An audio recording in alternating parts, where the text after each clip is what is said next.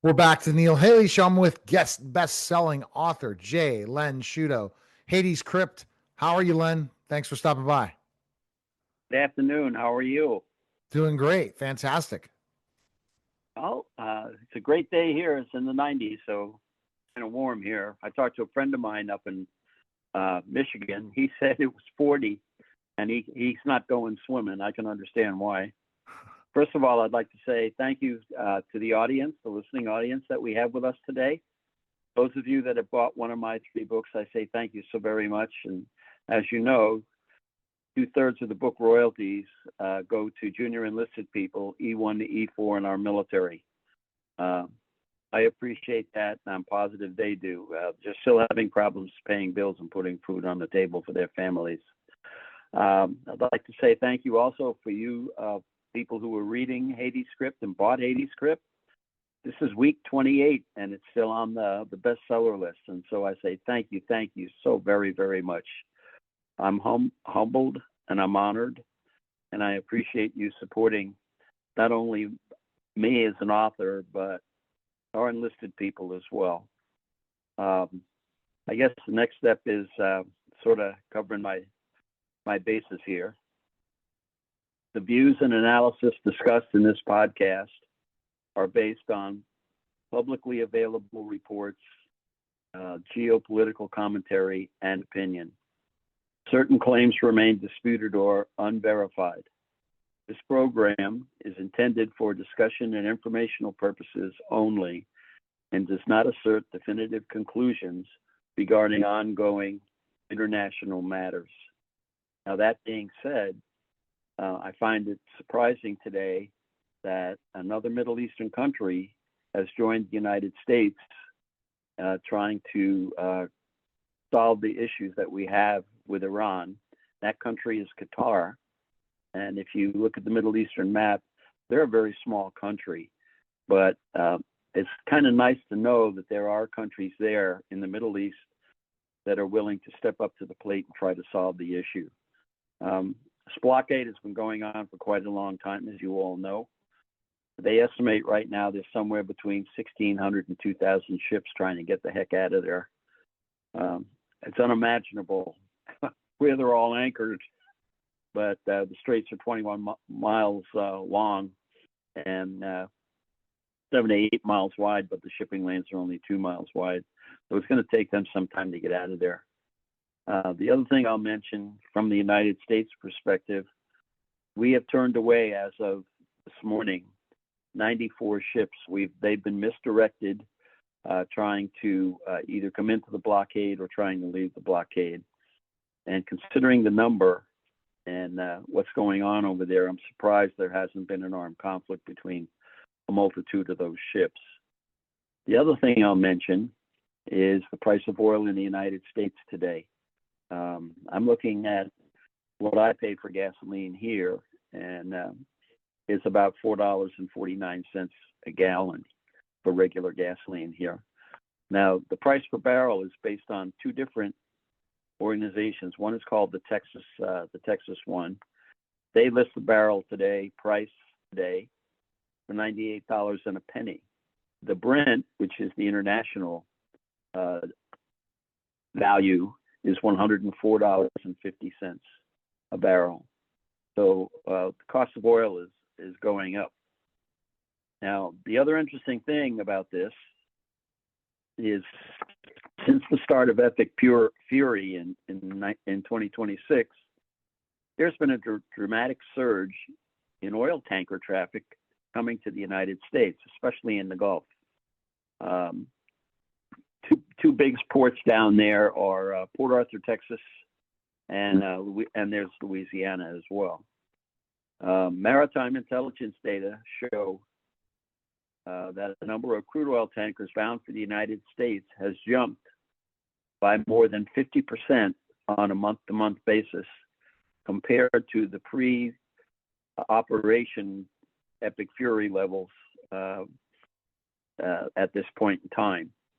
By mid-April of 2026, 170 crude oil tankers were reported either heading into the Gulf of Mexico or Gulf of America. I'll just say the Gulf. I know it as the Gulf of Mexico from the time I served there in the Coast Guard. But at any rate, 171 tankers have been either headed there and took on oil, or come there to drop some of their products off, probably LNG and chemicals. The average arrivals and operations for tankers prior to Epic Fury was 110. So 61 ships so far since we started the blockade have decided not to wait around for the Middle East and for the blockade to be solved. They've come to the United States to buy their oil. This is somewhat of a significant increase from earlier in the year when marine traffic data showed at least 121 empty tankers already came to the United States. The VLCCs, that's very large crude carriers, are not able to enter ports, and as I previously mentioned on a past podcast, those ships carry up to 2 million barrels, where the regular tankers carry usually around 30,000 barrels of oil. They've been contracted to load U.S. crude oil this month, and from just up to 5 in a typical month. So you can see that they've gone from 5 to 28 to load the oil and transport the oil to the countries of that need it, either their parent countries or companies that are willing to buy their oil. The surge is driven by global buyers rerouting away from the Middle East and its supplies due to the disruptions in the Straits of Hormuz. Many Asian and European markets are now turning to U.S. crude. Port of Corpus Christi, Texas, an example, and in particular, has seen record vessel traffic of 50 to 60 VLCCs on any given day. That's double the volume that they saw the entire year last year. I guess since Operation Epic Fury began, the number of oil tankers coming to the United States to load crude has, like I said, risen sharply. Now that's just not only the VLCCs, but the regular tankers as well.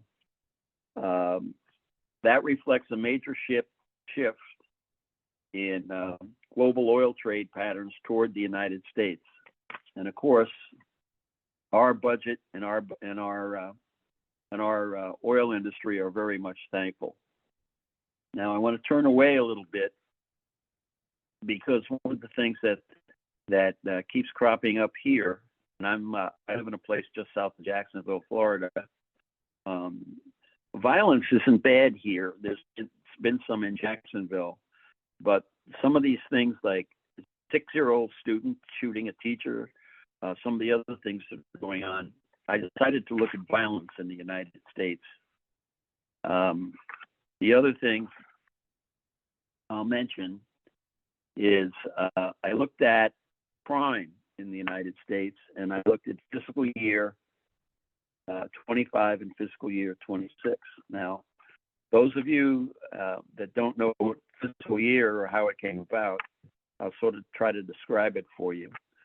The U.S. government chose fiscal year starting on the 1st of October. So that means fiscal year 26 started October 1st to 2025.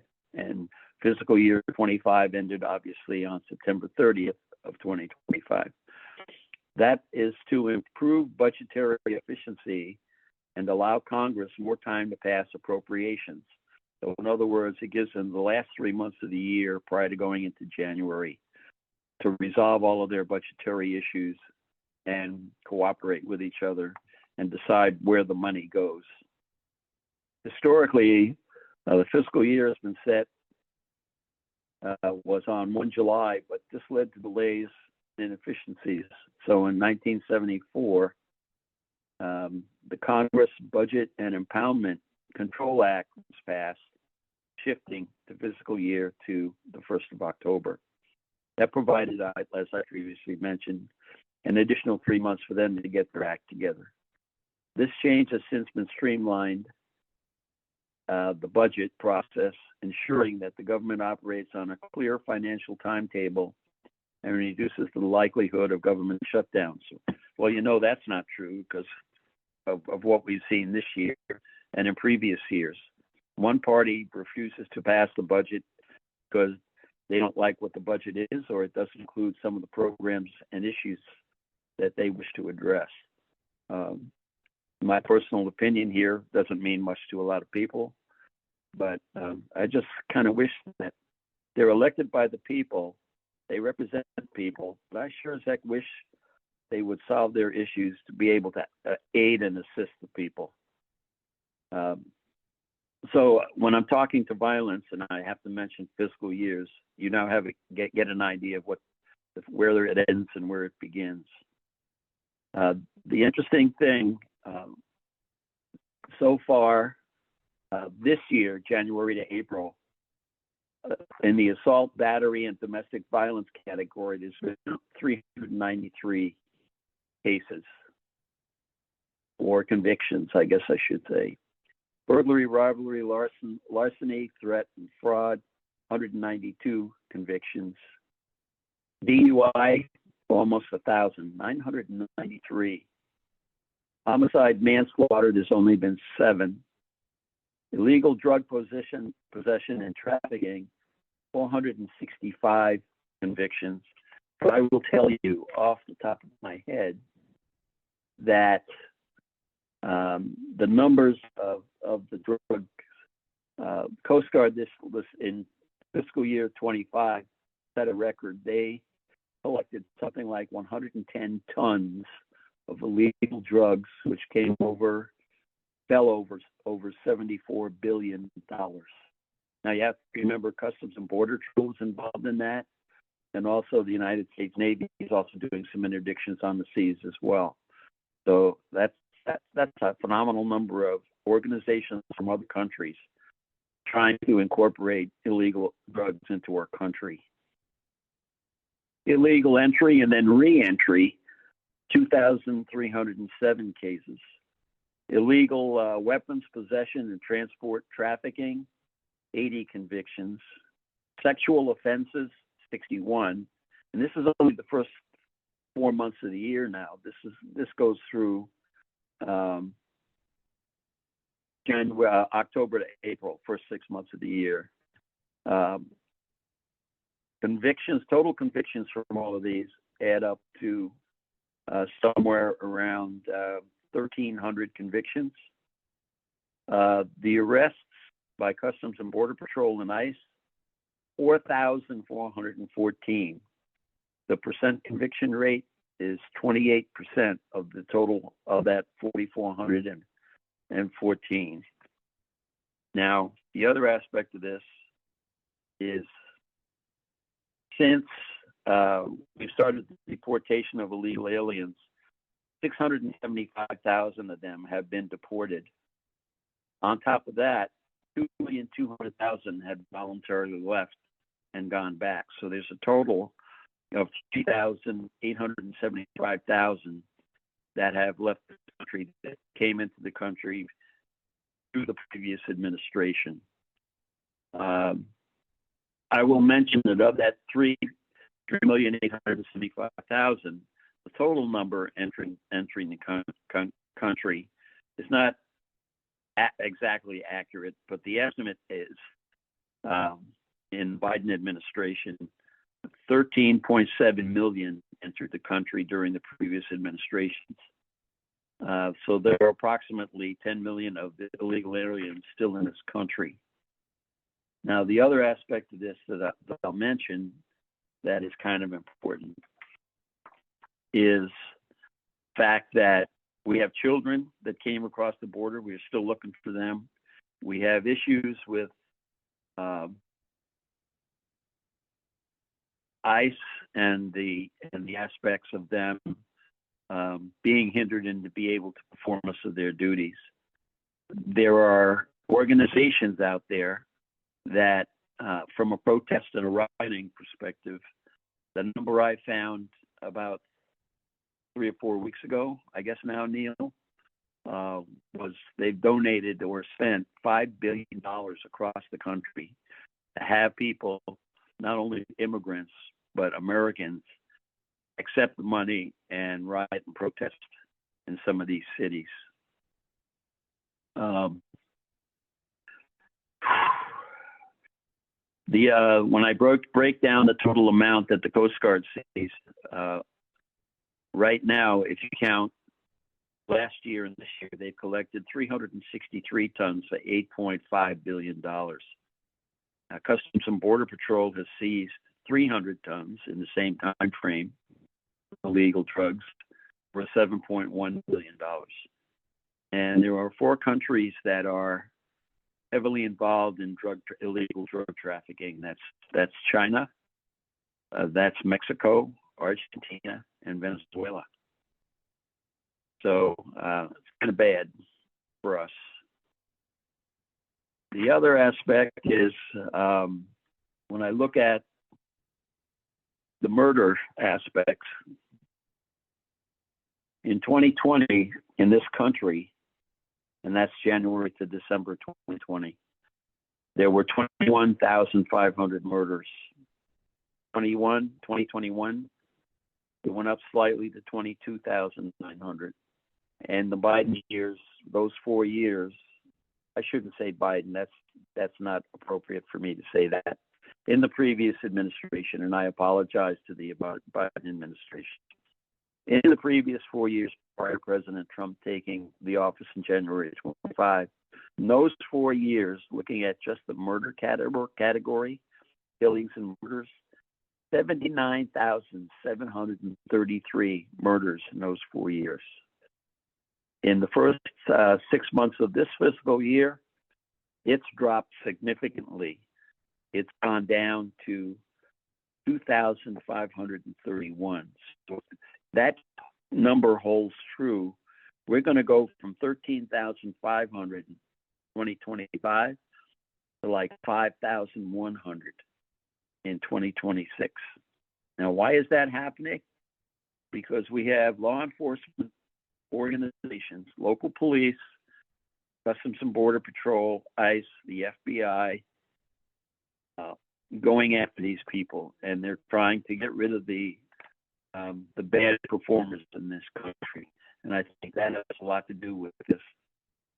The other aspect of all of this is with what's going on with the blockade and the threats and the promises that are going on.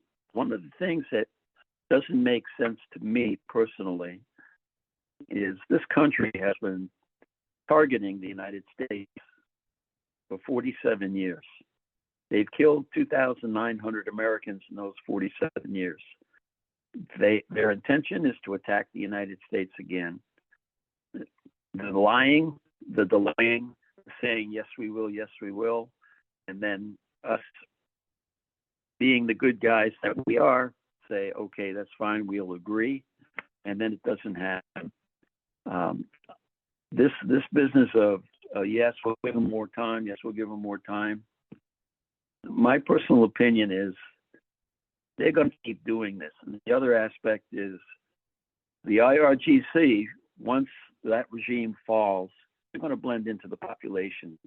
So somewhere down the road again, we're going to be looking at the possibility of having to look at this issue again. Whether or not we address it, that depends upon the current administration in power at the time, in control of the country, Congress, I guess I should say, and the commander-in-chief. But there's no doubt in my mind that even though we may topple the regime in our lifetime this year, in years to come, I think it's going to pop up again. If it's not that country, it's going to be some other country. There's always going to be issues because based upon the philosophy, the religious philosophy, the political philosophy, the issues dealing with economics, the issues dealing with population growth, all of those things, all those factors come into play and people become desperate. Now, if we look at World War II as an example, Japan was an aggressive country. We had issues with Japan. We blockaded that country and prevented their ability to obtain oil and natural gas for their ships. And what happened? They attacked us, and we ended up in World War II. And there are other countries that we're now dealing with that we have embargoes against them. We have tariffs against them. We're trying to be politically accurate.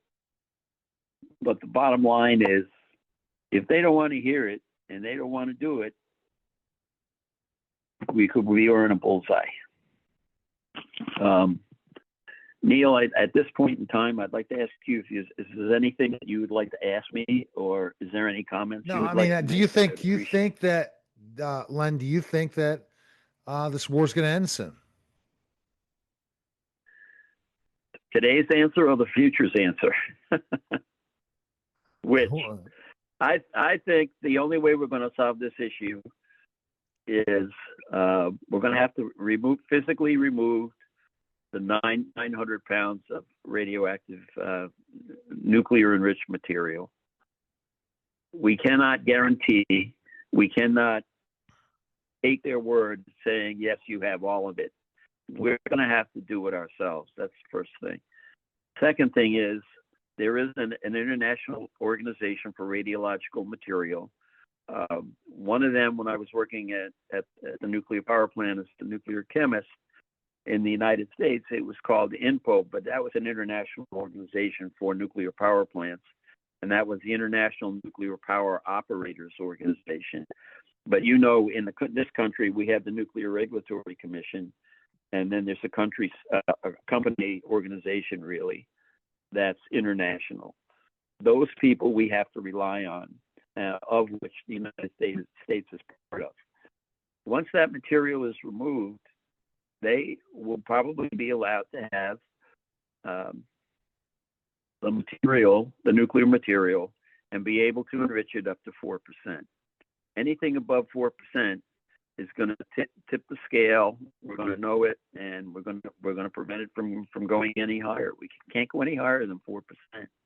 And 4% for nuclear material is what's used in nuclear power plants to generate temperatures that create steam, which turn the turbines, which create the electricity for consumer consumption. So that part of it is what part of the answer to your question. The other aspect is there has to be a way for us to take the population in Iran and educate them and be able to have them to protect themselves from the IRGC ever rising again. Kind of like the Nazi Party in Germany in World War II. There are people that claim to be still affiliated with that organization, but that organization is not in control. That organization is frowned upon. That organization is controlled, so to speak. That's what would have to happen with the IRGC. Population, there are a lot of good people there. I mean, in every barrel of apples, there's always a couple of apples that are not good apples. And what we've seen from these people in that country, they've been persecuted for such a long time. They deserve to have the types of things that we have. Every country in the globe, their population should allow freedom of speech, freedom to do what you want, when you want to do it, freedom to be who you want, whether it be a doctor or a bus driver or an athlete, whatever. All of these countries should allow their people the same kind of privileges that we have. And that's the bottom line, Neil. Will there be another war? I believe that there will be. Yeah, but what about this war ending? What about this war ending?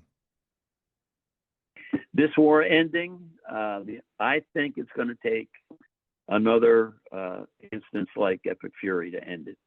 We cannot rely on the current regime in Iran to do what they say they're going to do.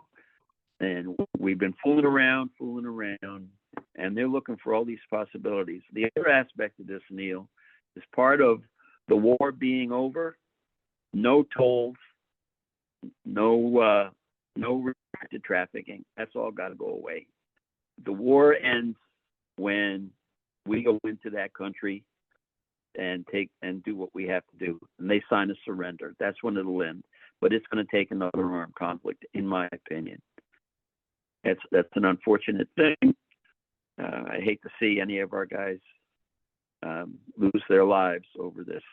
And our president, the commander in chief, and the people that are in control, CENTCOM, are trying to preserve American lives. And that's pretty tough to do. In Shield and Storm, I had a group of people, and I used to pray every day, Neil, may God help me make the right decisions, look at all the possibilities, so that I do not give orders to have people needlessly lose their lives. It's a tough thing to have, and I lost a person. And they were going to send a stranger to tell his wife. And she was pregnant, and she had 2 children as well. And I said, that man worked for me. I will go. And that was one of the hardest things I've ever had to do. I still remember that from time to time, and it happened years ago, in the 90s, actually. So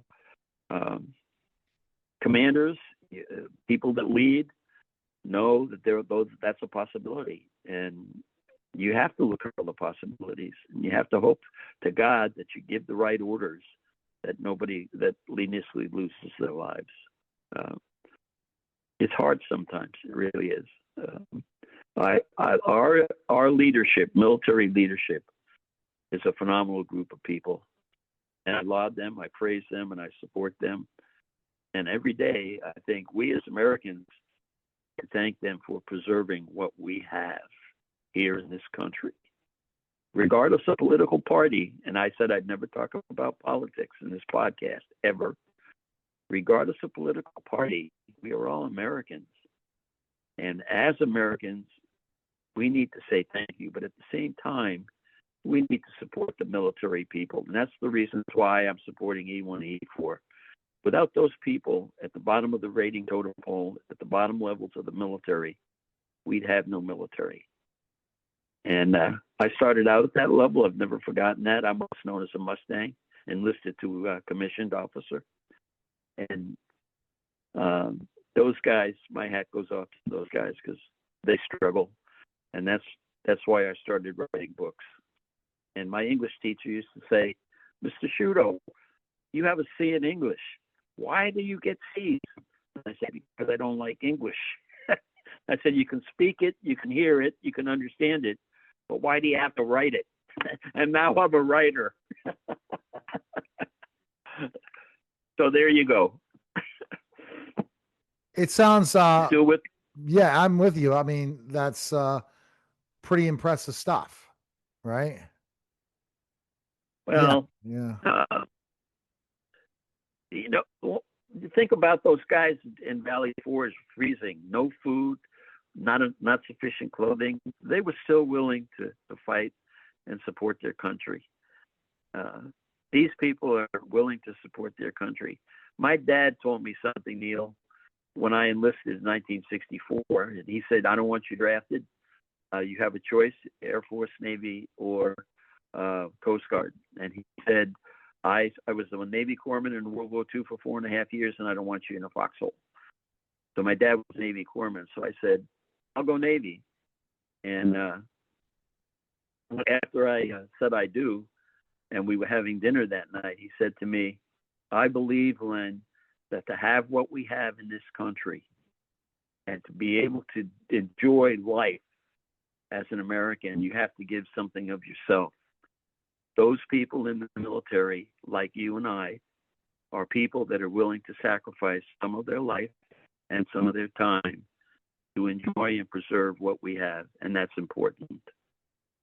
All right. And just to finish up how you finish up every show, first of all, you can pick up the book at jlensciuto.com or on Amazon. but how do you want to close? Well, jlensciuto.com is all lowercase. I have a website. If you go to the website and either make a comment or ask me a question, I'd be more than happy to answer it. And the other aspect is, Hades Crypt is on the bestseller list for 28 weeks, but I'm in the process of writing a sequel to the Devil's Delegation book. You can find all 3 books, and they're all based upon my military experiences, the current events at the time, and my time spent in Washington, D.C. So please consider supporting us. I'm not in this for fame or fortune. I'm in it to support those people. And I hope you are willing to help me as well. Thank you so very much. God bless us all. And God bless the United States. All right. That was the Neil Haley Show, guys. Take care.